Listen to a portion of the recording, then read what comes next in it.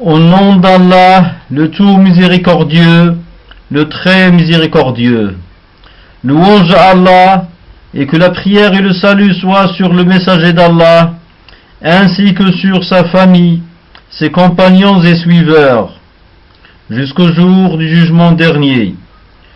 Ceci est la traduction d'un livre important de l'éminent cheikh docteur Mohammed Taqiyuddin al-Hilali rahimahullah, intitulé Al-Barahin al-Injiliyah على أن عيسى عليه السلام داخل في العبودية ولا حظ له في الألوهية.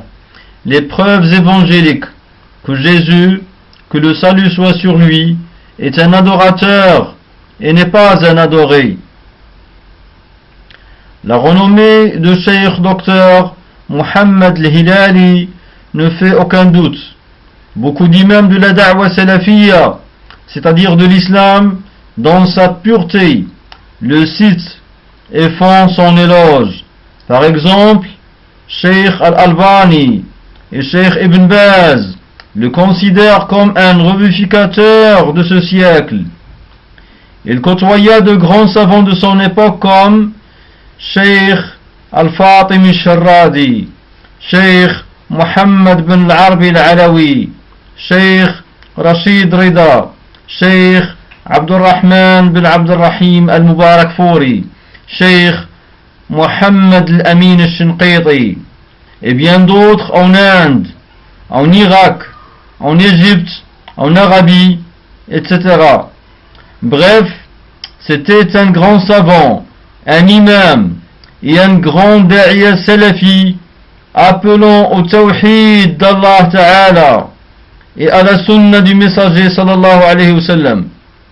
Le travail que nous traduisons ici, intitulé Al-Barahin, les preuves, s'adresse aux gens qui cherchent la vérité, la respectent, l'aiment et ne lui préfèrent aucune passion passagère ou bien éphémère de cette vie terrestre.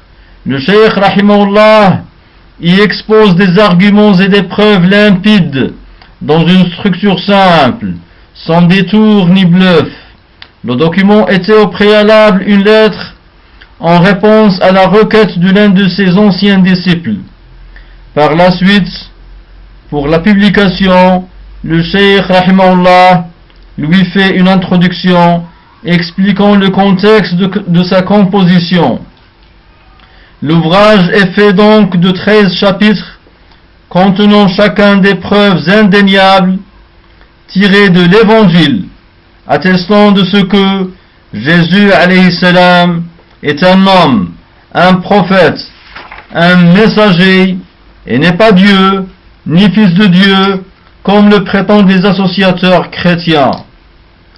L'introduction du Cheikh rahimahullah, il dit: au nom d'Allah, le tout miséricordieux, le très miséricordieux, louange à Allah ayant la toute-puissance et la majesté, qui se distingua par les attributs de perfection, qui n'avait pas engendré, et n'était pas engendré. Il n'avait point d'équivalent ni de semblable, il est plutôt le grand et le sublime. Il avait envoyé ses messagers pour guider les gens vers l'unicité de son adoration, et les mettre en garde contre le shirk, l'associationnisme, qui les avilit et les mène vers la perdition. Et que la prière et le salut soient sur tous ces prophètes et messagers, notamment sur Mohammed, qui fut le dernier envoyé, ainsi que sur tous leurs suiveurs, avec bienfaisance jusqu'au jour du jugement dernier. Note du traducteur: dans ce préambule déjà, le Cheikh rahimahullah fait allusion et annonce au sujet du livre. Il évoque le monothéisme, at-tawhid, qui fut la da'wa véritable de tous les prophètes, que la prière et le salut soient sur eux, y compris la da'wa de Jésus alayhi salatu wassalam, qui appela à adorer Allah seul, son Seigneur et celui de toutes les créatures. Le Cheikh rahimahullah dit: ceci dit, mon disciple Monsieur Munzir Ismail Ad-Durubi, qui étudiait l'architecture au sein de l'une des universités des États-Unis depuis à peu près 4 années, m'avait écrit et informé que des chrétiens se sont affairés autour de lui, commencèrent à discuter religion avec lui, et ils osèrent le taquiner. Il ne sut que leur répondre. J'avais alors composé ce fragment que j'avais intitulé « Les preuves évangéliques que Jésus, que le salut soit sur lui, fait partie des adorateurs et n'a aucun droit d'être adoré. » Je lui avais aussi donné les numéros des versets, ainsi que leurs chapitres dans les 4 évangiles, afin qu'il les en extrait en anglais et qu'il les repousse avec, après avoir compris ce que je lui avais expliqué en arabe. Alors, il s'était consacré à ma lettre, jusqu'à ce qu'il l'avait parfaitement comprise. Puis, il les invita au débat et les avait vaincus. Ils avaient encaissé une grosse défaite, comme il m'en avait informé plus tard. Et je ferai suivre cette lettre par une autre histoire, semblable, qui eut lieu à Bagdad. Note du traducteur, cette histoire fera l'objet du dernier chapitre dans ce livre, nous y reviendrons donc. Retournons au texte du Cheikh Rahimahullah. Il dit: et je ferai suivre cette lettre par une autre histoire, semblable, qui eut lieu à Bagdad, et dont le résultat était similaire. En fait, le musulman ne manque pas de preuves sur la vérité de sa religion, de son dîn, ni sur la corruption de la religion de ses ennemis. Mais ce qui lui fait défaut parfois, ce sont les frères sincères qui secourent la cause d'Allah et de son prophète. En vérité, celui qui avait dit ceci, l'islam en cette époque est une religion sans hommes, et que le christianisme c'est des hommes sans religion, avait dit vrai, car en raison de leurs efforts, de leur financement, de leur courage et de leur patience, ils arrivent à rendre le vrai comme du faux, et le faux comme si c'était du vrai. Or, la plupart des hommes en ces temps sont des esclaves du dinar et du dirham, de l'argent, des vêtements de luxe et des palais splendides. Et maintenant, c'est le moment de commencer notre objectif, avec l'aide du Seigneur adoré. Il n'y a nulle divinité digne d'adoration que lui. Je compte sur lui, et c'est à lui que je me repens. Nous soulignons que les sous-titres n'ont pas été écrits par le Cheikh Rahimahullah, mais ils furent ajoutés lors de la publication. Chapitre 1er. L'Évangile déclare l'adoration accomplie par Jésus, fils de Marie, que la prière et le salut soient sur lui envers son Seigneur. Le Cheikh Rahimahullah avait dit: lis à partir du 4e chapitre de l'Évangile de Matthieu jusqu'au numéro 6 et 7. Il y est que Isa, Jésus, est un esclave, un serviteur, abd, et qu'Allah est son Seigneur et Maître, parce qu'il le dit dans le 7e verset. Et il y est écrit également: n'éprouve pas ton Seigneur que tu adores. La tamtahin ar-rabb ilahaka. Et dans ce même chapitre, nous trouvons que Ash-Shaytan, Satan, le diable, avait porté Jésus, le Messie, et commença à faire un tour avec, d'un lieu à l'autre. Comment donc le Shaytan peut-il porter le tout miséricordieux? Certes, Allah est au-delà de ses dires, dans une hauteur lointaine. Allah transcende tout cela. Ensuite, le diable, Ash-Shaytan, Satan, lui avait ordonné de se prosterner pour lui et de l'adorer, et qu'il l'aurait appâté de l'argent de ce bas monde, de cette dunya. Comment Shaytan, le diable, pourrait-il avoir aussi d'audace envers Allah? Et quand le Shaytan, le diable, lui avait fait ses avances, le Messie lui avait répliqué en disant: il est rapporté dans les livres précédents, ne te prosterne qu'au Seigneur Allah que tu adores, et c'est bien lui seul que tu adores. أجابه المسيح بقوله قد جاء في الكتب السابقة لا تسجد إلا للرب إلهك وهو وحده تعبده. Note du traducteur. Pourquoi donc les chrétiens maintenant se prosternent pour le pape ou pour un autre? Fin de cette note. Le cheikh rahimahullah continue. Regarde le verset numéro 10. Le Messie ne s'était pas fait appeler fils d'Allah, Ibn Allah, à ma connaissance, dit le cheikh, mais plutôt il se faisait appeler fils de l'homme, Ibn al-Insan. Sauf qu'il aurait entendu des gens l'appeler ainsi, c'est-à-dire fils d'Allah, et qu'il n'aurait pas démenti, comme ces évangiles le prétendent. Or, il n'a aucune particularité en cela aussi. Note du traducteur, le cheikh montrera clairement dans le chapitre suivant, c'est-à-dire le chapitre 2, ce que veut dire l'expression fils d'Allah dans les évangiles. Fils, à prendre ici au sens singulier comme au pluriel pour tous les hommes. Fin du premier chapitre, passons maintenant au second. Chapitre 2, le sens de l'expression fils d'Allah, Ibnullah, qui apparaît dans les évangiles. Le cheikh rahimahullah avait dit, dans la terminologie de la Bible et de l'évangile, tout homme pieux, vertueux, s'appelle fils d'Allah, Ibnullah. Nous lisons dans le verset numéro 9 du 5e chapitre de l'évangile de Matthieu ceci. Touba aux constructeurs de paix, car ils sont les fils d'Allah, à qui ils appellent. Touba li sani'i salam, li'annahum abna'ullah, yad'oun. Note du traducteur, Touba est un arbre géant, sous l'ombre duquel se prémunissent les croyants le jour du jugement, où le soleil sera très proche des têtes, comme c'est attesté dans la sunna du prophète Muhammad sallallahu alayhi wa sallam. Fin de cette note d'explication du terme Touba. Le cheikh continue. Et il y a aussi dans le même chapitre, sous le numéro 45, afin que vous soyez les fils de votre Père, qui est au ciel. Le texte en arabe, لِتَكُونُوا أَبْنَاءَ أَبِيكُمْ الَّذِي فِي السَّمَاءِ. Le cheikh continue.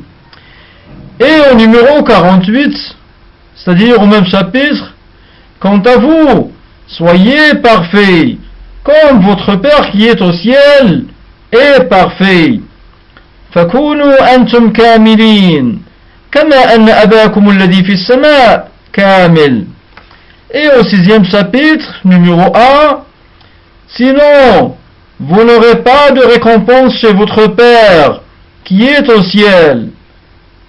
Le texte en arabe, وَإِلَّا فَلَيْسَ لَكُمْ أَجْرٌ عِنْدَ أَبِيكُمْ الَّذِي فِي السَّمَاءِ.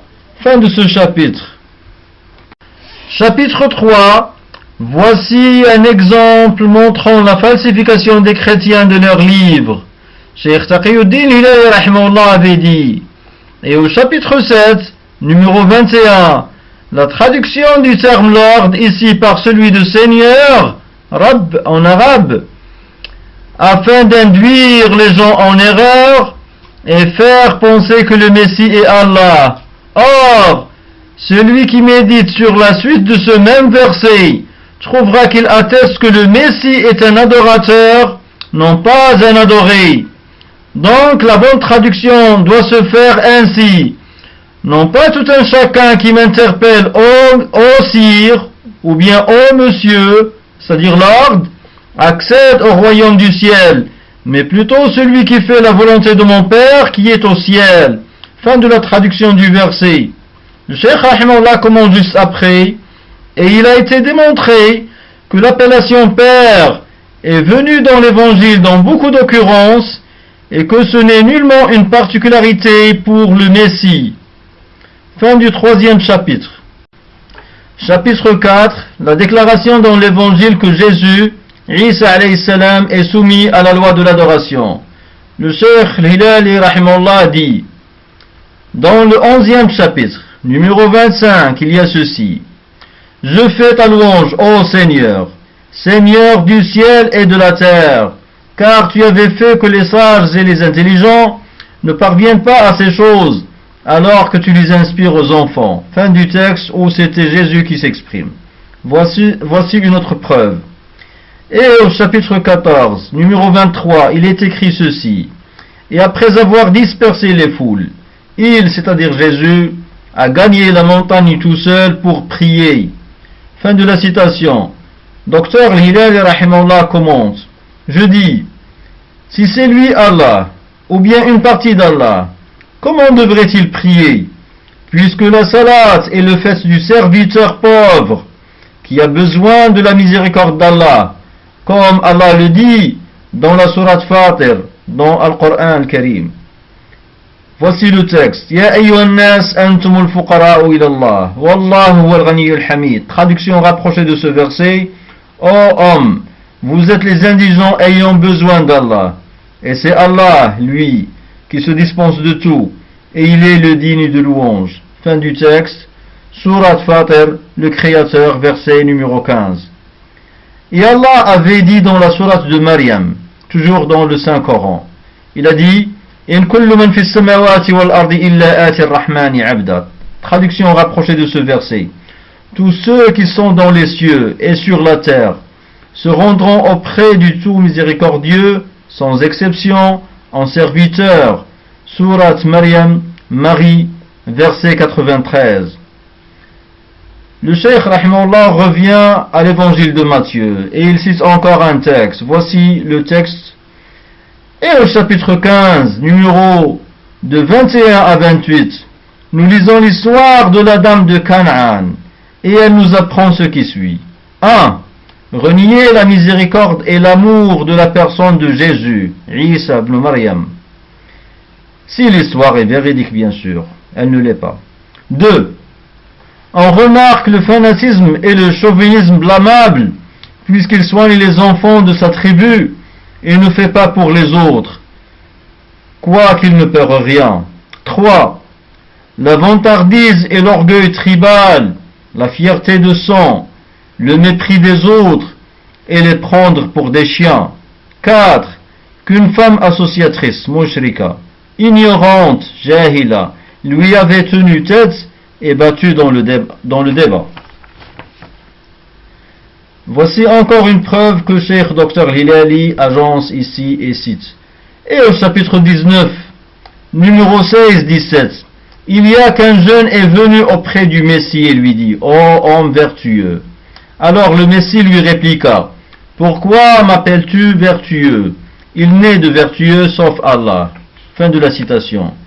Il y a ici une confession de l'adoration aussi, une confession que lui, Messie, est un adorateur et n'a aucun droit d'être adoré. Et au chapitre 21, numéro 45-46, quand ils voulurent le capturer, ils craignèrent les foules, car il était pour eux un prophète. Il y a en cela une preuve que les foules de croyants, à l'époque de Jésus, ne croyaient pas qu'il serait Allah, Dieu, ou fils d'Allah, fils de Dieu, ou l'une des trois icônes de la Trinité, mais ils croyaient seulement que c'était un prophète. Et ceci est l'un des arguments les plus solides contre ceux qui lui prétendent une divinité, s'ils étaient doués de raison. Et au chapitre 23, numéro 8, il y a ce texte. Or, quant à vous, n'appelez personne votre Seigneur, car votre Seigneur jusqu'au Messie est un. Fin du texte.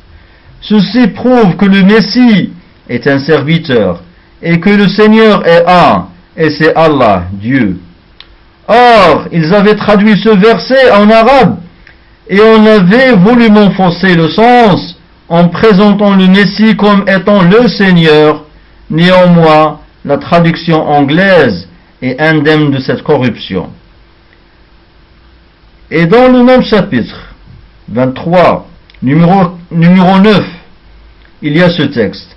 Et n'invoquez pas un Père pour vous sur terre, car votre Père est un, et c'est celui qui est au ciel. Fin de la citation. De là tu apprendras que la filialité et la paternité, en tant que relation entre le Seigneur et le serviteur, est établi dans l'Évangile pour tous les hommes, non pas particulièrement pour le Messie. Et au chapitre 24, numéro 36, tandis que ce jour et telle heure, c'est-à-dire le jour de résurrection ou du jugement dernier, tandis que ce jour et telle heure, personne ne les connaît parmi les hommes, ni même parmi les anges du ciel. Mais mon Père seul les connaît. Mon Père seul les connaît. Fin de la citation. Ceci est une preuve tranchante que cette heure est connue par Allah seul. Et en cela, il y a que la science du Messie n'est pas parfaite. Comme c'est le cas aussi du reste de l'humanité, Allah seul est omniscient. Et au chapitre 26, numéro 39, le Messie se prosterne à Allah et il dit: Ô Allah, s'il était possible que tu détournes ce verre de moi, mais non pas comme moi je veux, plutôt comme toi tu veux. Cheikh Hilali commente cette phrase. Il dit: si ce propos était authentique, cela prouve que son auteur ignorait la puissance d'Allah et qu'il reconnaît qu'il est un serviteur d'Allah qui dispose de lui. Ce verset ne saurait être vrai, puisqu'il y a ici un acte de mécréance. Oh Allah, s'il est possible que tu détournes, Allah peut tout. Continuons avec les textes qu'agence Cheikh Hilali rahimahullah. Il dit: et au chapitre 27, numéro 7-8, il y a ce texte. Ils se concertèrent et achetèrent la terre du potier, afin d'y incinérer les corps des étrangers. C'est pourquoi, depuis, elle fut baptisée terre de sang, et jusqu'à ce jour. Cheikh Hilali rahimahullah commente: ceci nous donne à comprendre que l'évangile n'avait pas été écrit du vivant du Messie, mais bien longtemps après lui, à partir des histoires qui subsistèrent dans l'esprit des gens. Et au même chapitre 27, numéro 46, ils prétendent que le Messie aurait crié à tue-tête cette phrase: oh Allah, pourquoi m'avais-tu trahi? Fin de la citation, c'est impossible. Docteur Hilali commente: ceci est parmi les grandes preuves que celui qui avait proféré ce propos n'est même pas un croyant, et a fortiori, il n'est pas un des prophètes d'Allah, car Allah ne manque jamais à ses engagements, et ses prophètes ne doutent pas de cela. Note du traducteur ici en fin de ce chapitre: ceci veut dire que ce livre fut falsifié. Les musulmans aiment Jésus comme un grand messager, et ils ne croient pas qu'il est possible qu'il profère, qu'il prononce, qu'il dise un tel propos. Oh Allah, pourquoi tu m'avais trahi? C'est impossible. Chapitre 5. L'annonce dans l'évangile de la bonne nouvelle de la prophétie de Muhammad sallallahu alayhi wa sallam.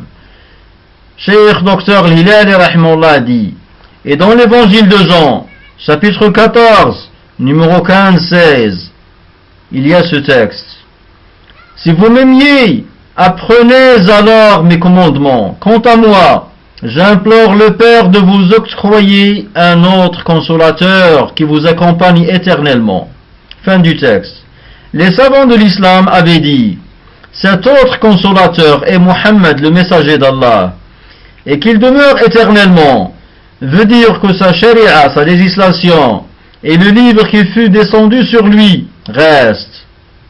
Et au chapitre 15, numéro 26-27, on trouve ce texte: et quand le consolateur viendra de moi à vous, de la part du Père, alors l'esprit du vrai, qui est du Père, jaillira, car il témoigne pour moi, ainsi que vous témoignez aussi, puisque vous étiez avec moi dès le début. Fin du texte. Et au chapitre 16, numéro 5 à 8, il y a ce texte aussi: et maintenant je pars vers celui qui m'avait envoyé, et que personne de vous ne me demande où est-ce que tu partiras, car quand je vous ai dit ceci, vos cœurs se sont remplis de tristesse, parce que je vous dis vrai, c'est dans votre bien que je pars, parce que si je ne pars pas, le consolateur ne viendrait pas, mais si je pars, je vous l'enverrai, et quand cela viendra, il maintient le monde sur une voie, une piété et une religion. Fin du texte. Et de 12 à 14, il y a ce texte aussi. J'ai beaucoup de choses à vous dire, mais vous ne pouvez pas supporter maintenant. Or, quand viendra l'Esprit du vrai, il vous guidera à la vérité entière, car il ne parle pas de son opinion personnelle, mais de ce qu'il entend, et il vous informe de choses à venir. Cela me glorifie, car il prend de ce que j'ai et vous en informe. Et au chapitre 16, il y a ce texte aussi. Dans très peu, vous n'allez pas me voir, et ensuite, après peu, vous me verrez, puisque j'irai vers le Père. Les savants de l'islam avaient dit, et ces qualificatifs et attributs que le Messie avait annoncés au sujet de son successeur n'avaient été réunis qu'en la personne de Muhammad, le messager d'Allah. Et cet individu duquel le Messie avait annoncé la bonne nouvelle avait été nommé dans l'évangile par Bar Khalit, terme que les derniers traducteurs avaient supprimé et lui avaient substitué tantôt celui de l'esprit de vérité, tantôt celui de le Saint-Esprit. Et ce terme, c'est-à-dire Bar Khalit, vient du grec et signifie celui auquel on fait beaucoup d'éloges. Et c'est exactement le sens de Muhammad. Chapitre 6. La suite des preuves évangéliques que Jésus, que la prière et le salut soient sur lui, est un adorateur, non pas un adoré. Cheikh Dr Hilali rahimahullah dit, et au chapitre 17, numéro 3, il y a ce texte. Et c'est là cette vie éternelle, qu'ils reconnaissent en toi seul la divinité véridique, et que Jésus, tu l'avais envoyé. Fin du texte. Et dans l'évangile de Marc, chapitre 12, numéro 28 à 30, et ce qui vient après, il y a ceci. Et l'un des scribes était venu et les avait entendus dialoguer. Et quand il remarqua qu'il, c'est-à-dire Jésus, leur avait bien répondu, il l'avait interrogé quel était le premier commandement dans tout cela. Jésus lui répondit alors, le premier de tous les testaments est, écoute, ô Israël, Allah, notre Seigneur, est un, et que tu aimes Allah, ton Seigneur, de tout ton cœur, de toute ton âme, de toute ta pensée, et de tout ce que tu peux. Fin de citation. Ceci est le premier commandement. Et au numéro 32, il y a ce texte aussi. Alors, le scribe lui dit, c'est bien, ô maître, tu as dit et proféré le vrai, car Allah est un, et il n'y a de divinité que lui. Fin de citation. Note du traducteur, nous musulmans, nous ne disons pas il n'y a de divinité que lui, nous disons plutôt il n'y a de divinité digne d'adoration que lui, car dire il n'y a de divinité que lui, cela revient à dire que les divinités que font les hommes sont toutes véridiques et toutes valables. Fin de cette note. Cheikh Hilali continue. Et au numéro 34, il y a ce texte. Jésus dit, je ne suis pas loin du royaume d'Allah. Fin de citation. Je, c'est-à-dire Hilali, docteur Hilali rahimahullah dit, donc, le Messie alayhi salam avait attesté de ce que Allah est un, unique. Il n'y a de divinité réelle que lui, et que celui qui l'adore par le monothéisme, at-tawhid, le monothéisme, celui qui l'adore par le monothéisme, celui-là est proche du royaume d'Allah. De ce fait, celui qui lui fait des associés, ou bien le rend le troisième de trois, est donc loin du royaume d'Allah, et c'est un ennemi d'Allah. Et au chapitre 16, numéro 12, il y a ce texte. Quant à ce jour et cette heure, personne ne les connaît, même pas les anges qui sont au ciel, non plus que le Fils, sauf le Père. Fin de citation. Je, c'est-à-dire Dr Hilali toujours, je dirais, nous avons déjà avancé cela depuis l'évangile de Matthieu. Et c'est exactement ce que Al-Qur'an al-Karim avait déclaré, à savoir que personne ne sait quand arrive l'heure, hormis Allah. Il s'ensuit que Jésus est un serviteur, que le diviniser est impossible et que la supercherie des icônes s'affaiblit. Et au chapitre 20, numéro 16 de l'évangile de Jean, il y a ce texte. Jésus lui avait dit, « Ô Marie, Mariam ». Elle s'était retournée et lui dit, « Ô éducateur » ou bien « Ô précepteur », c'est-à-dire « Ô maître ». Jésus lui répliqua, « Ne touche pas à moi, car je ne suis pas encore monté chez mon Père, mais va chez mes frères. » Regardez ce texte. « Mais va chez mes frères et dis-leur que je monte vers mon Père. » Va chez mes frères et dis-leur que je monte vers mon Père et le vôtre, vers mon Père et le vôtre, mon Seigneur et le vôtre. Alors, Marie Magdalène, Maryam al-Mijdaliya, Marie Magdalène était venue et informa les disciples qu'elle avait vu le Maître et qu'il lui avait dit cela. Cheikh Hilali commente, je dis, donc le Messie avait attesté qu'Allah est son Seigneur et le leur, et qu'il n'y a pas de différence entre lui et eux quant à l'adoration. Partant, celui qui prétend que le Messie est Dieu, il aurait démenti le Messie et aurait démenti tous les prophètes et messagers. Fin de ce chapitre numéro 6. Chapitre 7. Une conclusion sur les arguments montrant que l'histoire de la crucifixion est mensongère. Le premier argument, c'est que l'évangile atteste que Jésus était connu chez eux, c'est-à-dire chez les Juifs, et qu'il sermonnait dans la mosquée de Al-Aqsa, qu'il surnommait le temple de Salomon.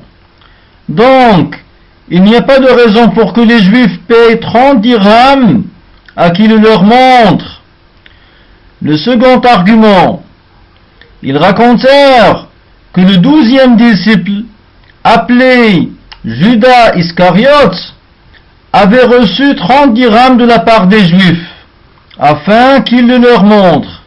Or, lorsque Judas fit, c'est-à-dire il l'avait montré aux Juifs, et que les Juifs l'assassinèrent, Judas leur rendit les 30 dirhams, regretta, désavoua leur acte, et s'étrangla. Or, tout cela s'était passé en moins de 24 heures. Et cette histoire contient bien d'autres contradictions très connues. Le troisième argument, et c'est le plus fort, voir qu'il suffit à lui-même à démentir cette histoire de la crucifixion, c'est que lorsque les Juifs le condamnèrent à mort et qu'ils voulurent l'aval du gouverneur Pilate et qu'ils le lui envoyèrent, au chapitre 27 de l'évangile de Matthieu, au numéro 11, il y a que le gouverneur lui demanda, « Es-tu le roi des Juifs ?» Il lui répondit, « Tu le dis. » Et quand les chefs des Juifs et les hommes de religion se plaignèrent de lui, et qu'il aurait mécru, et qu'il aurait dit en religion ce qui lui valait la mort, Pilate l'interrogea, « N'entends-tu pas ce qu'ils disent et ce dont ils témoignent contre toi ?» Alors il refusa de parler ou de prononcer ne serait-ce qu'un mot. Alors les chrétiens, se hâteront d'interpréter qu'ils voulaient la crucifixion afin d'expier les hommes et d'absoudre leurs péchés. On leur dit donc, Mais pourquoi avait-il imploré Allah de lui épargner ce vers-là, c'est-à-dire le meurtre? Et pourquoi avait-il crié quand il fut sur la croix: Oh Allah, pourquoi m'avais-tu trahi? Comment se fait-il qu'il se tait et n'éclaircit pas le vrai, même si cela n'arriverait pas à innocenter sa propre personne, ses suiveurs, ou à faire triompher le vrai, alors que lui était éloquent et tenait des sermons longs et qu'il remplissait de réprimandes et de blâmes vis-à-vis des doxes des Juifs? Un homme raisonnable ne saurait croire en tout cela. Et si l'histoire de la crucifixion et du salut s'effondre, tout ce que les chrétiens construisent sur ça suivrait depuis la base de leur croyance. Fin de ce chapitre. Chapitre 8. Le fanatisme des chrétiens et leur agression contre les musulmans.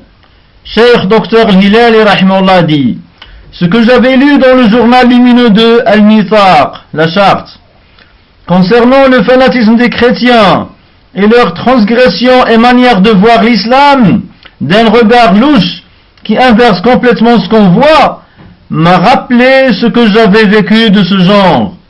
Par exemple, il y a ce que j'avais vécu en Inde, quand j'étais enseignant au sein de la faculté Nadwatul Ulama, débat des savants, suite à l'invitation de M. Suleiman al-Nadawi et du docteur Abdul Ali, qu'Allah les ait en miséricorde.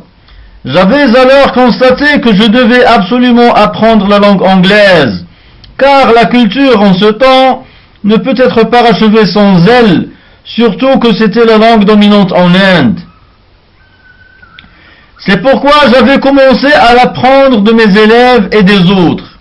J'avais remarqué aussi, dès le début, que la langue anglaise pratiquée par les Indiens n'était pas conforme avec la prononciation véritable de l'anglais, non plus qu'avec son éloquence. Je me suis dirigé donc vers une mission chrétienne sous la direction d'un Canadien, et je lui avais demandé de me dispenser des cours en langue anglaise, moyennant un prix. Il m'avait répondu: je n'accepte pas de prix, mais si tu t'engages à assister aux cours de prédication que je donne dans la mission, tu avanceras en langue anglaise. Je lui ai alors dit: je suis encore débutant pour comprendre la prédication.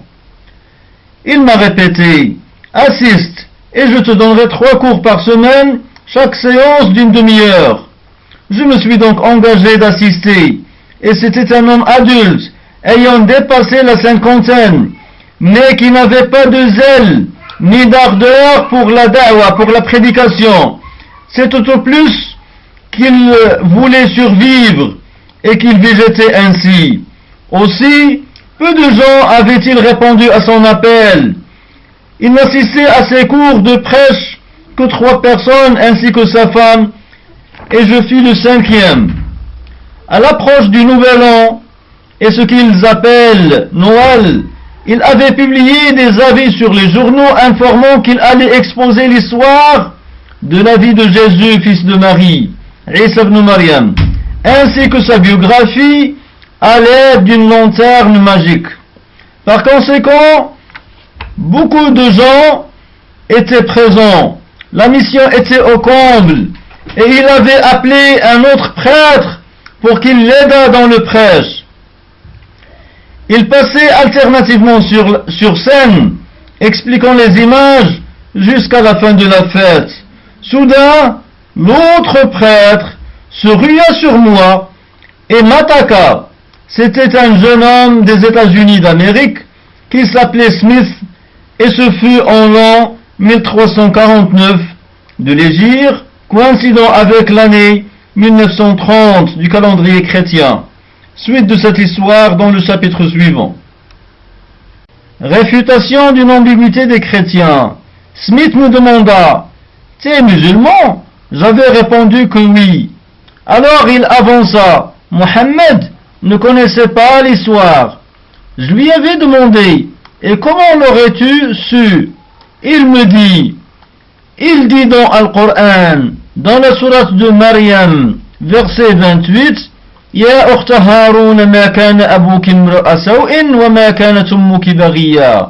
Traduction rapprochée du sens de ce verset. Ô sœur de Haroun, ton père n'était pas un homme de mal, et ta mère n'était pas une prostituée. Fin de la traduction de ce verset.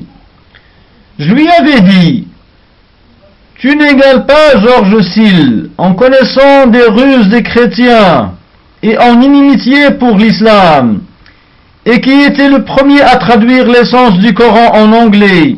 Or, il avait annoté en marge de sa traduction de ce verset, ce que nos chrétiens opposent à ce verset est nul, car personne parmi les musulmans n'avait expliqué Haroun, qui est cité ici, qu'il serait le frère de Moïse. Pour leur dire qu'il y a entre l'époque de Moïse et son frère Haroun, et entre celle de Jésus et sa mère beaucoup de siècles. Fin de la citation. Il rétorqua, mais Sayyid Ahmed Khan, qui institua l'université islamique de Liker, s'était rendu à cette objection. Je lui répondis, je ne connais ni ne reconnais ce Sayyid Ahmed Khan, et tu as entendu la réponse venant de l'un de tes aïeux dans l'inimitié contre l'islam. Partant, tu n'as plus rien à dire. Il me dit, et il y a une contradiction dans Al-Qur'an, puisqu'il y a dans la sourate de Al-Ma'ida, la table servie, verset 47, وَلْيَحْكُمْ أَهْلُ الْإِنْجِيلِ بِمَا أَنزَلَ اللَّهُ فِيهِ. Traduction rapprochée, et que les gens de l'évangile jugent d'après ce qu'Allah y avait fait descendre. Fin de ce fragment de verset. Et il dit dans la sourate de Ali Imran, verset 85, وَمَنْ يَبْتَغِ غَيْرَ الْإِسْلَامِ دِينًا فَلَنْ يُقْبَلَ مِنْهُ وَهُوَ فِي الْآخِرَةِ مِنَ الْخَاسِرِينَ. Traduction du sens de ce verset. Et quiconque désire une religion autre que l'islam ne sera point agréé, et il sera dans le delà parmi les perdants. Fin de la traduction de ce verset. Il demanda, comment peut-on les réconcilier? Cheikh Hilali rahimahullah dit, j'ai réfléchi un peu, puis je lui ai dit avec inspiration d'Allah Ta'ala, avant de répondre à cette objection, nous devons d'abord savoir quel était le différend entre le prophète sallallahu alayhi wa sallam et les chrétiens, et sur quoi il portait, c'est-à-dire sur quoi portait ce différend. Il m'a dit, dis-le toi-même. J'ai répondu, c'était au sujet de Jésus, fils de Marie, puisque les chrétiens de Najran étaient venus voir le prophète et l'accusèrent d'avoir méprisé leur homme. Il leur demanda, qui est-ce? Et eux de répondre, mais Jésus, fils de Marie. Il dit, quel mépris lui aurais-je donc fait? Ils dirent, tu avais renié qu'il soit fils d'Allah, et tu avais dit que c'était un homme comme tous les autres. Alors, il leur avait tenu un débat sur ce point, et établi la preuve sur eux, mais ils se sont montrés opiniâtres. Allah avait fait descendre au sujet de Jésus, donc, dans la sourate de Ali Imran, verset 59-60, ceci. Inna masala Isa inda Allah kamathali Adam. خلقه من تراب ثم قال له كن فيكون الحق من ربك فلا تكن من الممترين. Traduction rapprochée. Pour Allah, Jésus est comme Adam, qu'il créa de poussière, puis il lui dit sois, et il fut. C'est la vérité venant de ton Seigneur. Ne sois donc pas du nombre des sceptiques. Fin de la traduction de ces versets. Cependant, quand ils persistèrent sur leur opiniâtreté et prétendirent qu'il était fils d'Allah et le troisième de trois, Allah lui avait ordonné de faire al-mubahala contre eux. Note du traducteur, voici le verset de la proposition de al-mubahala et qui en explique le sens. Allah dit dans la sourate de Ali Imran, juste après ces deux versets déjà cités, il dit فَمَنْ حَاجَّكَ فِيهِ, c'est-à-dire en Jésus.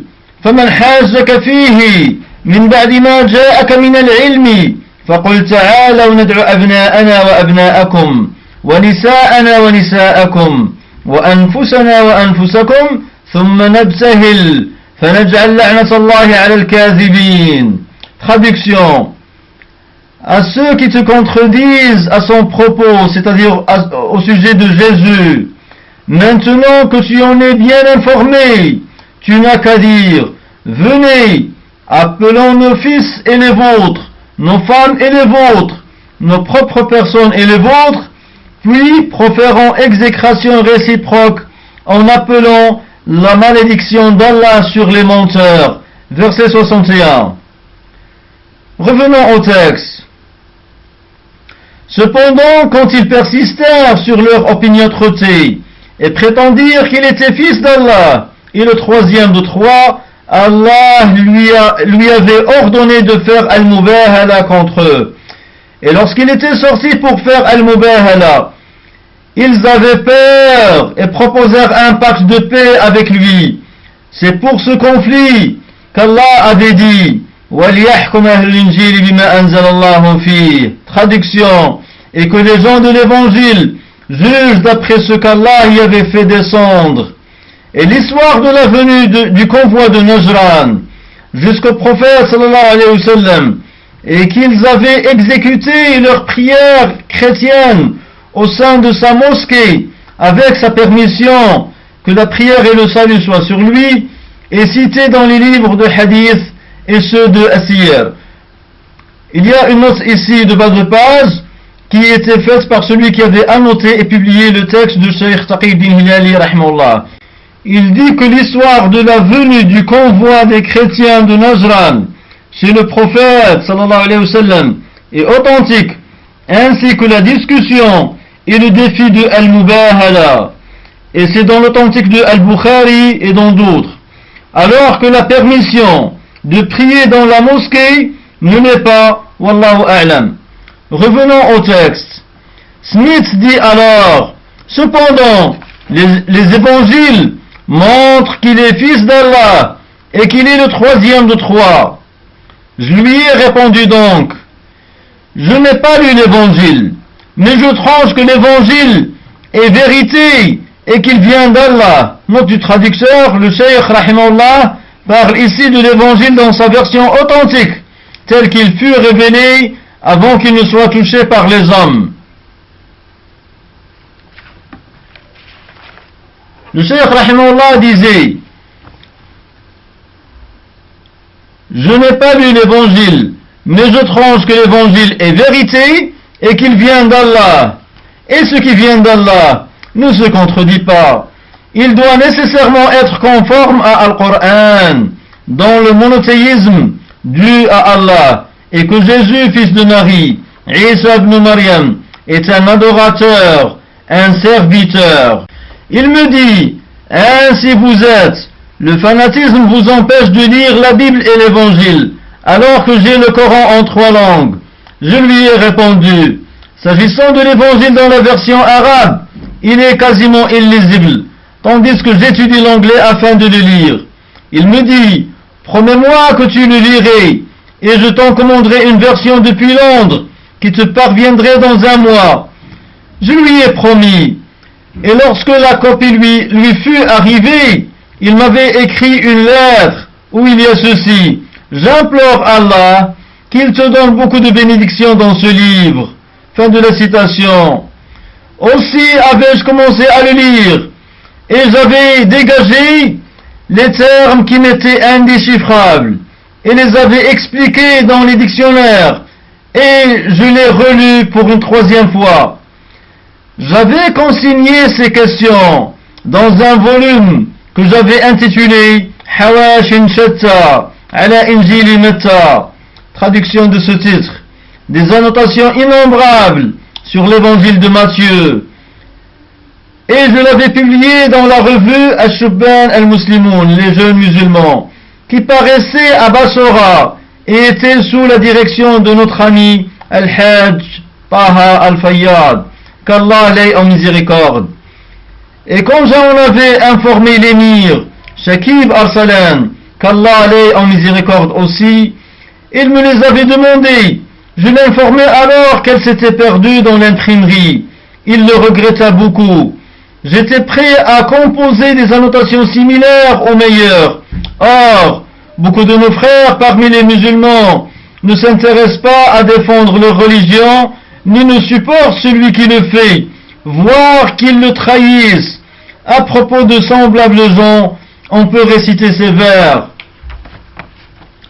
لو كنت من مازن لم تستبح إبلي بنو اللقيطة من ذهل بن شيبانا قوم إذا الشر أبدى ناجزيه لهم طاروا إليه زرافات ووحدانا لا يسألون أخاهم حين يندبهم في النائبات على ما قال برهانا يجزون من ظلم أهل الظلم مغفرة ومن إساءة أهل السوء إحسانا فليس لي بهم قوما إذا ركبوا شنوا الإغارة فرسانا وركبانا. Le poète fait ici la diatribe et la satire de sa tribu lâche, qui ne le venge pas, et qui répond à l'offense par l'excuse à cause de sa faiblesse et incapacité. Le poète aurait aimé appartenir à une autre tribu, fière et courageuse, qui mène la guérilla contre les impudents et les téméraires. Cheikh Dr Al-Hilali continue.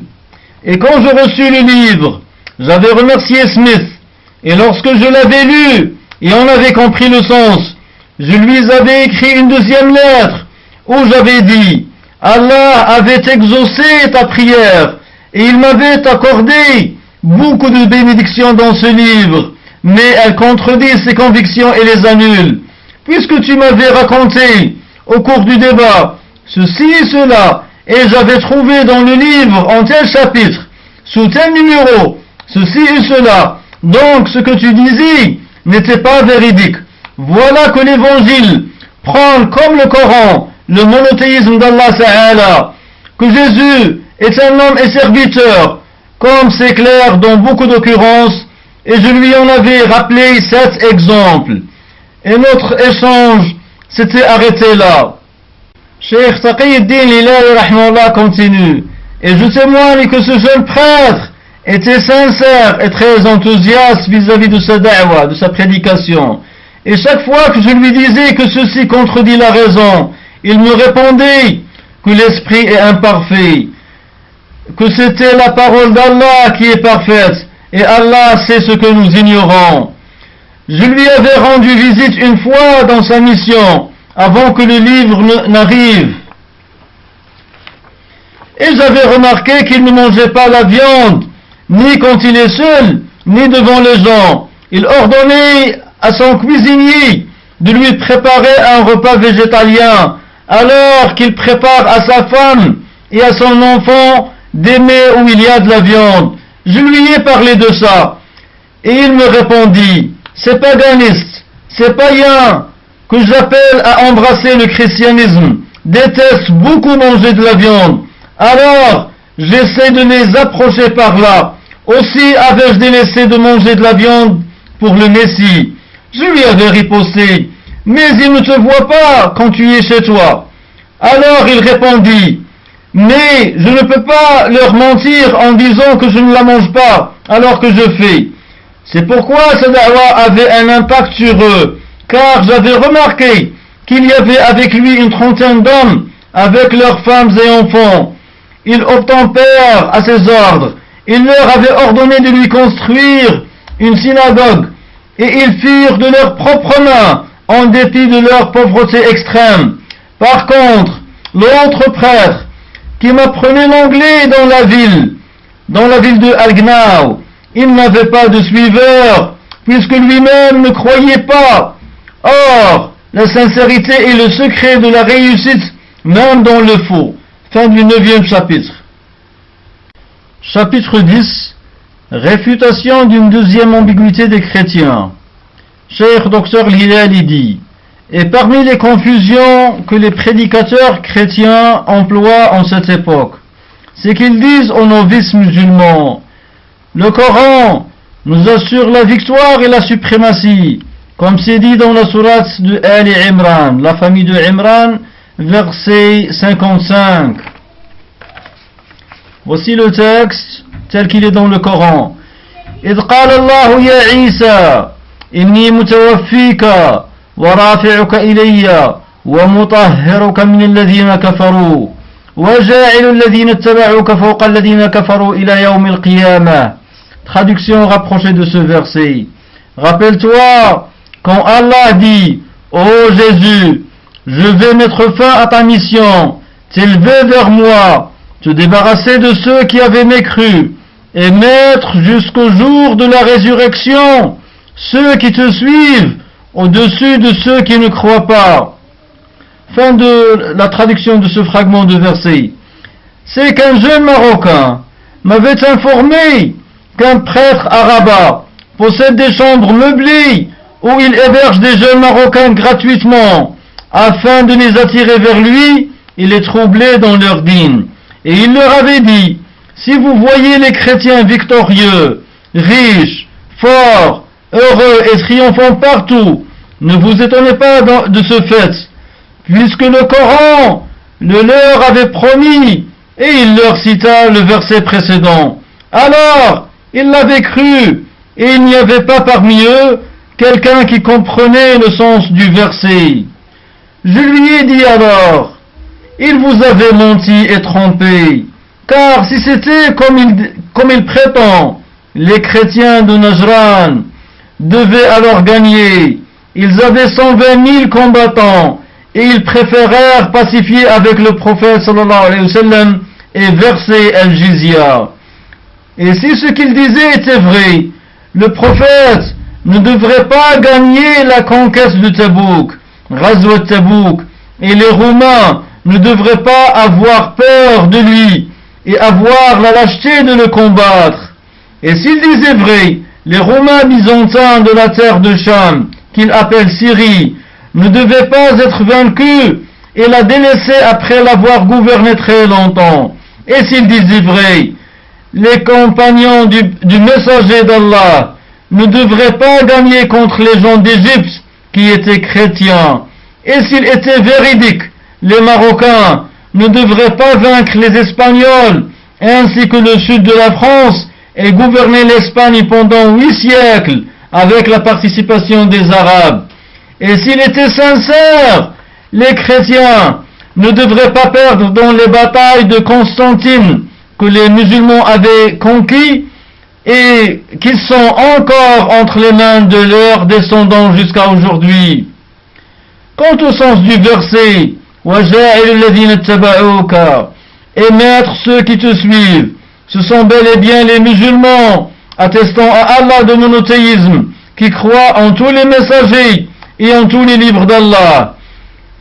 Et mettre ceux qui te suivent au-dessus de ceux qui ne croient pas. Ceux qui ne croient pas, ce sont ceux qui ne croient pas en Allah, ou bien ne se soumettent pas à lui, ne se soumettent pas à lui par le monothéisme, ou bien encore qui ne croient pas en certains livres ou en certains messagers. Ce verset est donc un argument en faveur des musulmans en cette époque. Ce jeune était alors étonné et interloqué. Il était dans une indécision qui se dissipa, et plusieurs musulmans en ces temps devraient psalmodier ce vers qui les décrit. زعم العوازل أنني في غمرة صدقوا ولكن غمرتي لا تنجلي.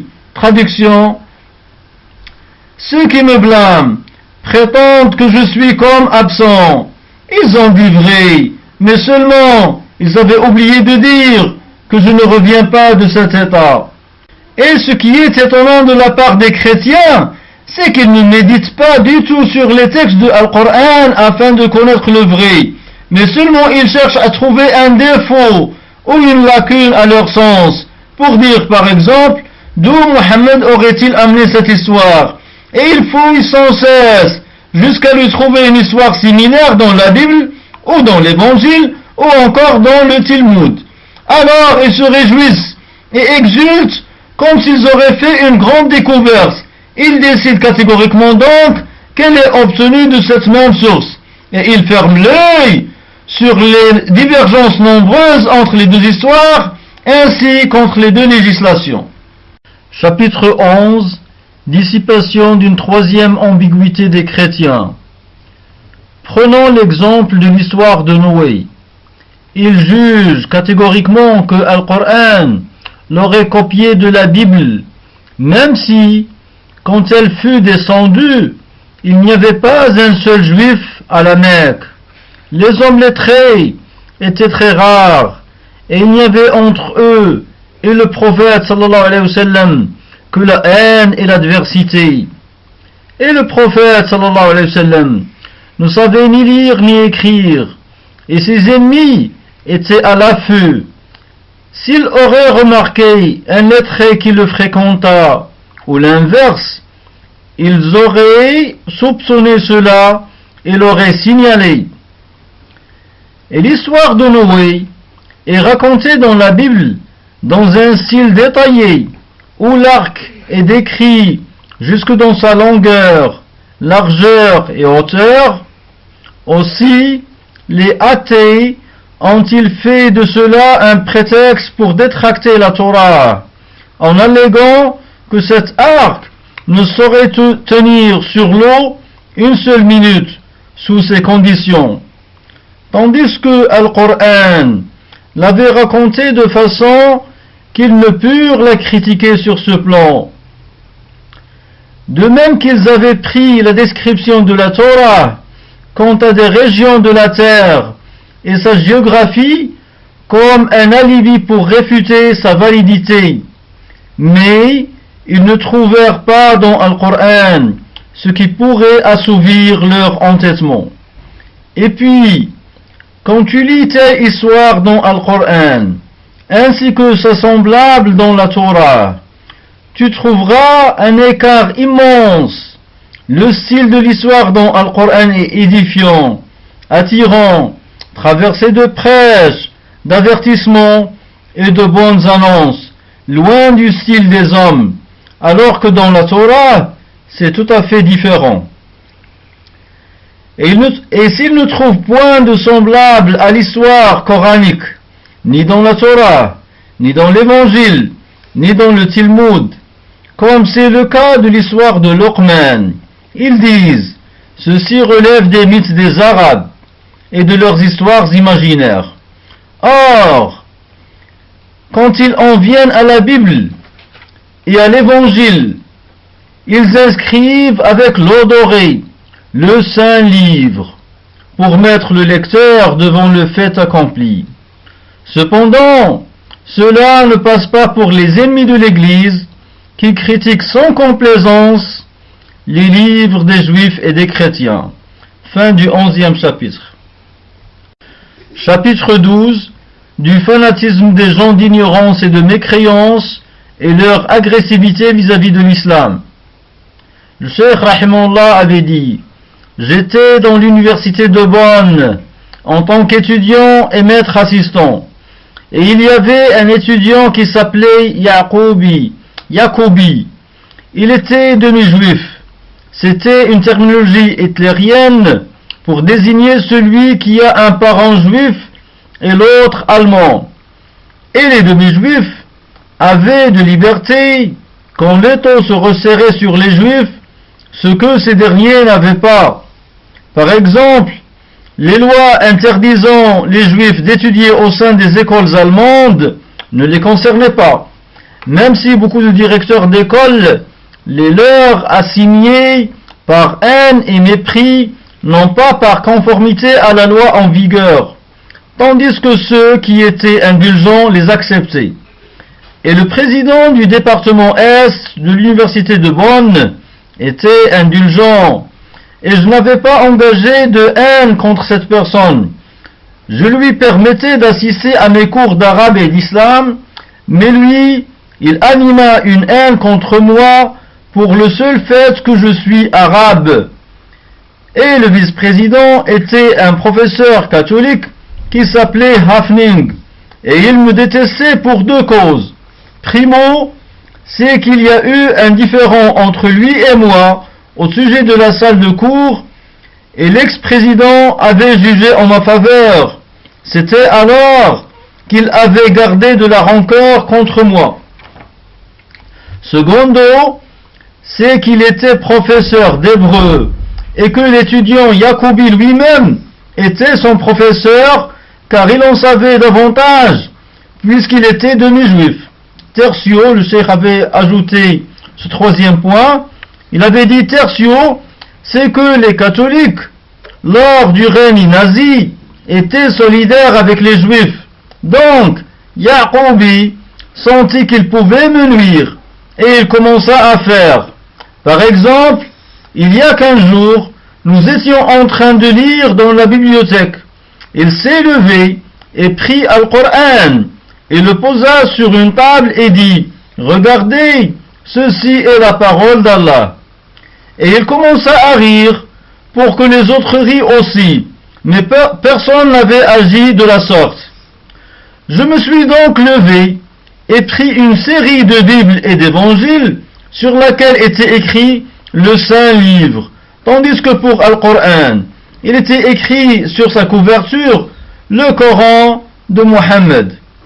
J'ai alors posé la collection de Bibles et d'Évangiles à côté de Al-Qur'an et j'avais dit « Oh le juif, si ceci est la parole d'Allah » et j'avais indiqué la Torah et l'Évangile. Ceci aussi est la parole d'Allah et j'avais désigné Al-Qur'an. Nous ne sommes pas des enfants, ni des gens de masse ignorants.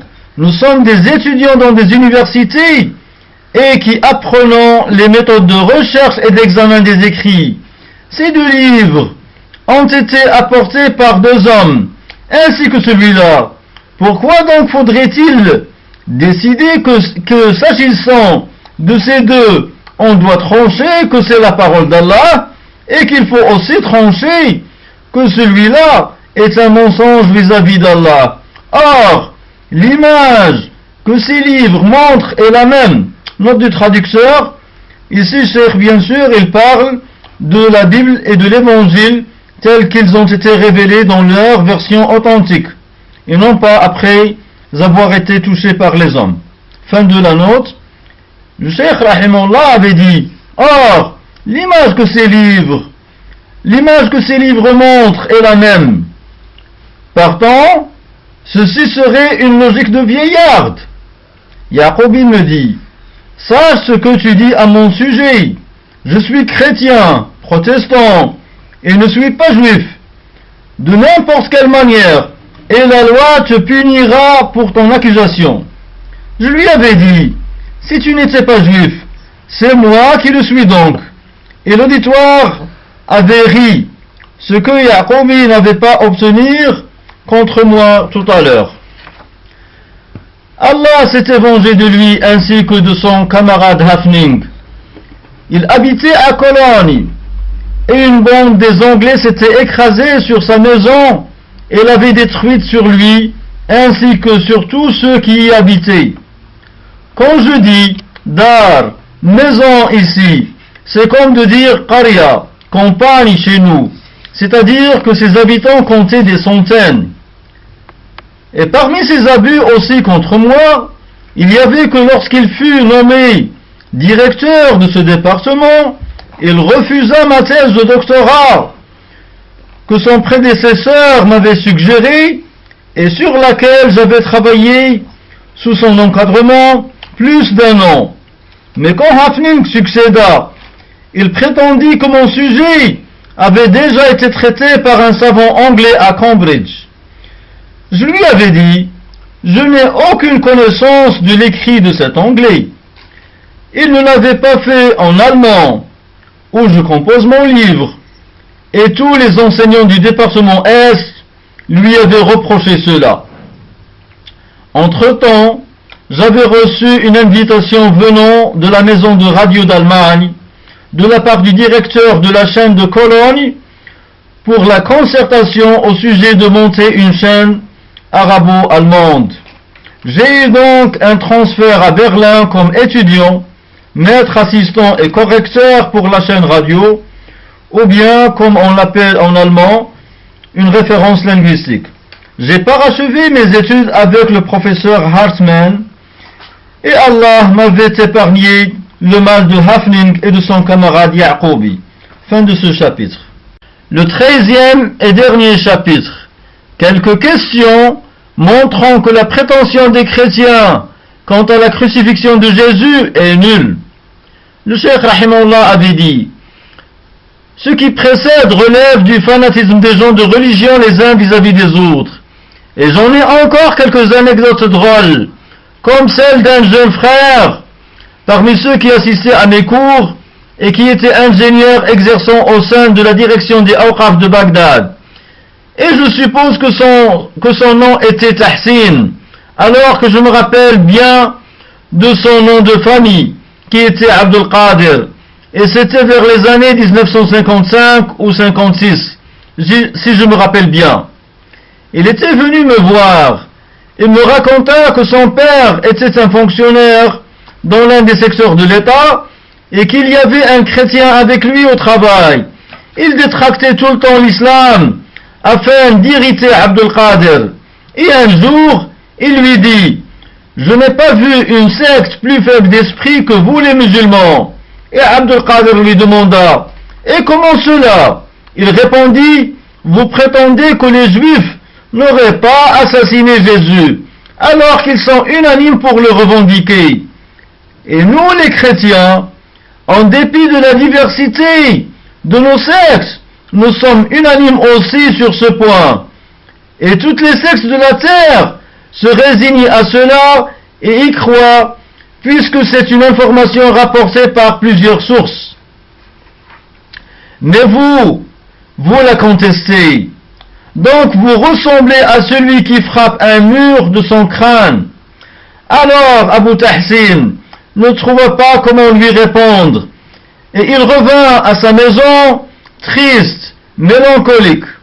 Et quand le dîner lui fut servi, il n'avait pas mangé, et raconta à sa famille cette histoire. Il confia à son fils Tahsin de me demander une preuve du mensonge des chrétiens et des juifs, ainsi que de la véracité des musulmans, et ce, à partir de l'évangile auquel ils croient. Par conséquent, je lui répondis par les questions suivantes. Dans l'évangile de Matthieu, chapitre 26 et 27, il y a que les docteurs juifs avaient jugé Jésus, fils de Marie, qu'il aurait mécru et mérité la mort selon la législation de la Torah, de la Bible. Or, leur narration de l'histoire de son exécution atteste de ce qu'ils avaient menti. On pourrait la résumer en ces points, auxquels le chrétien détractant à l'islam se doit de répondre. 1. Ceux qui avaient capturé Isa, Jésus, comme vous le prétendez, est-ce qu'ils le connaissaient ou le méconnaissaient? L'évangile de Matthieu atteste qu'ils le méconnaissaient. 2. Cela se passait-il de nuit ou pendant le jour? L'évangile de Matthieu dit que c'était la nuit. 3. Qui les avait-il guidés vers lui? L'évangile de Matthieu dit: c'était son 12e disciple, Judas Iscariote. 4. Les avait-il guidés gratuitement ou moyennant une somme d'argent? L'évangile de Matthieu dit que c'était moyennant une somme de 30 dirhams en argent. 5. Comment était l'état du Messie cette nuit-là? L'évangile de Matthieu dit qu'il était mal à l'aise, peureux, et qu'il implorait Allah ainsi: oh Allah, si tu peux détourner ce verre de moi, alors fais. Fin de citation. Cheikh Lilali dit: il est impossible qu'un croyant dise cela, et moi encore un prophète d'Allah, car les croyants sont certains qu'Allah peut tout. 6e question. Comment était l'état de ces 11 disciples? L'évangile de Matthieu raconte que le sommeil les avait vaincus cette nuit-là, malgré l'état d'effarement, comme vous le prétendez, de leur maître. 7. Jésus, alayhi salam, était-il satisfait de leur comportement? L'évangile de Matthieu avance qu'il était insatisfait à leur égard, et qu'il venait les réveiller et leur dire: réveillez-vous pour implorer Allah et lui demander de nous préserver des épreuves et de la turpitude. Puis il venait une seconde fois, les trouve endormis, les réveille et leur répète la même chose. Or, ce trait ne sied pas à des disciples pieux d'un savant vertueux, et moins encore aux disciples du Messie alayhi salam. 8. L'avait-il, c'est-à-dire ses disciples, l'avait-il soutenu quand les vilains l'avaient arrêté? L'évangile de Matthieu dit: ils l'avaient trahi et se sont enfuis. 9. Jésus avait-il une bonne idée de ses élèves cette nuit-là? L'évangile de Matthieu dit: il les avait informés qu'ils allaient le trahir, et quand l'un d'eux, et c'était Péter, Botros, lui avait dit: je ne te désavoue jamais, même si je serais mort pour cela. Alors le Messie lui répondit: tu me désavoueras avant que le coq ne chante cette nuit 3 fois. Et l'évangile de Matthieu de conclure: et ce fut ainsi. 10. Comment ces vilains l'avaient-ils pris? L'évangile de Matthieu dit: ils étaient venus avec des épées et des bâtons. Et après que Judas Iscariote les avait-il orientés, il l'avait capturé et amené au chef des doctes, qui le condamna à mort. Et les autres doctes juifs étaient d'accord. Puis les vauriens l'avaient repris, craché sur son visage et frappé. Ensuite, il l'avait déshabillé et lui avait mis un habit rouge, posé sur sa tête une couronne d'épines, se mirent à le dédaigner, lui dirent: t'es le roi d'Israël comme tu le prétends. Et ils le méprisèrent fort. 11. Qui avait décidé de son jugement de mort? L'évangile de Matthieu dit que c'était Pilate, le gréco-romain, qui régnait sur la Palestine à cette époque-là. 12. Quand les vauriens ramenèrent cet homme au gouverneur, et qu'ils l'informèrent que les doctes juifs l'avaient condamné à mourir sur la croix, conformément au jugement de la Torah, les avait-il crus sur parole et sans faire de recherche? L'évangile de Matthieu dit: il ne les avait pas crus, mais plutôt qu'il demanda à cet homme si c'était vrai ce qu'il disait. Alors Jésus s'était tu et n'avait rien répondu. Il lui avait répété la question, et lui, il avait gardé le silence. Il s'était abstenu de proférer le vrai. Or, s'il n'était même pas un prophète ni un messager, son devoir aurait été de déclarer le vrai et renier ce que les Juifs avaient prétendu à son égard. Et la reine avait envoyé ceci à son mari: prends garde d'accepter de tuer cet homme vertueux, car j'ai fait aujourd'hui un songe à son sujet, et qui me fit de la douleur. Et l'évangile dit qu'il sermonnait des foules de Juifs longuement, et il les morigénait et les blâmait jusqu'à l'injure et à la calomnie. Pourquoi il se tait donc aujourd'hui devant le roi qui veut soutenir la vérité? 13. Comment se fit la crucifixion? L'évangile de Matthieu dit: ils l'avaient crucifié entre 2 voleurs qui l'insultèrent et lui disèrent: si tu y es sincère, fasse donc que tu sois sauvé. La 14e question, et c'est la plus grande calamité. Qu'avait-il dit selon votre prétention? L'évangile de Matthieu raconte: il l'avait entendu dire à haute voix: Élé, lema sabaqtani. Ceci est une expression syriaque qui signifie: oh Allah, pourquoi m'avais-tu trahi? Et en arabe: Ilahi, limadha khazaltani. Et ceci est une parole de mécréance à l'unanimité des gens de croyance. Et celui qui l'impute à un prophète est mécréant aussi, selon toutes les religions révélées. Alors Tahsin était retourné chez son père, lui remit les questions et lui dit: notre professeur docteur Al-Hilali te dit, dis-lui ceci: si tu es sincère dans ce que tu prétends, Réponds donc à ces questions d'une réponse raisonnable et que les personnes impartiales acceptent. Et si tu veux un débat plus long que celui-ci, alors tu n'as qu'à aller le chercher, c'est-à-dire chercher Dr Hilali. Après avoir lu ces questions longuement, avec joie et contentement, en compagnie de son enfant, Abu Tahsin était allé voir le chrétien et les lui rendit. Quand il les avait lus, il ne savait plus rien dire, montra son regret et promit à Abu Tahsin qu'il ne détracterait plus jamais l'islam. Cheikh Hilali conclut, c'était ce que je me rappelais encore de ma lecture lointaine de l'évangile de Matthieu.